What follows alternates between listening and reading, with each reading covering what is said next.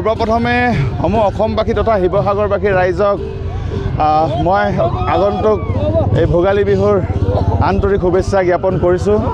আপোনালোক সকলোৱে জানে যে যোৱা 16 ডিচেম্বৰৰ পৰা আমি এখন এয়াৰক্ৰাফ্ট লৈ আহিছোঁ, এয়াৰবাছ 320 মুম্বাই এয়াৰপৰ্টৰ পৰা, আৰু আমি নিৰবিচ্ছিন্নভাৱে যাত্ৰা কৰি আহিছোঁ।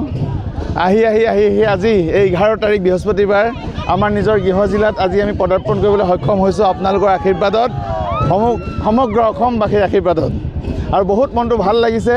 আৰু এনেকৈ আদৰণি কৰিব বুলি কেতিয়াও আশা কৰা নাছিলোঁ। মই তাৰ কাৰণে শিৱসাগৰবাসীৰ ওচৰত মই সদায় চিৰ ঋণী হৈ থাকিম। তেওঁলোকে ইমান সুন্দৰভাৱে আমাক আদৰণি জনালে, আৰু মই তেওঁলোকক ধন্যবাদ জনাম, আপোনালোকৰ মাধ্যমেৰে ধন্যবাদ জনাইছোঁ, লগতে কৃতজ্ঞতা জ্ঞাপন কৰিছোঁ।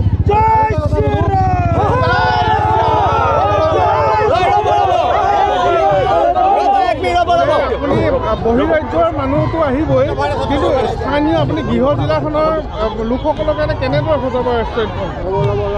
নহয়, ধৰক আমাৰ যিসকল থলুৱা যুৱক যুৱতী আছে তেওঁলোকক আমি প্ৰথম সুবিধা তেওঁলোকৰে থাকিব, কাৰণ আমাৰ যিমানবোৰ এতিয়ালৈকে ব্যৱসায় আদি আছে সকলোখিনিতে আমাৰ অসমীয়া যুৱক যুৱতীসকলে সহায় কৰি আহিছে, আৰু অনাগত দিনতো যদি আমি ব্যৱসায় কৰি যাওঁ তেতিয়াহ'লে আমি অসমীয়া যুৱক যুৱতীৰ হতুৱাইহে আমি কাম আৰম্ভ কৰিম, আৰু বেলেগৰ হতুৱাই আমি কাম নকৰোঁ।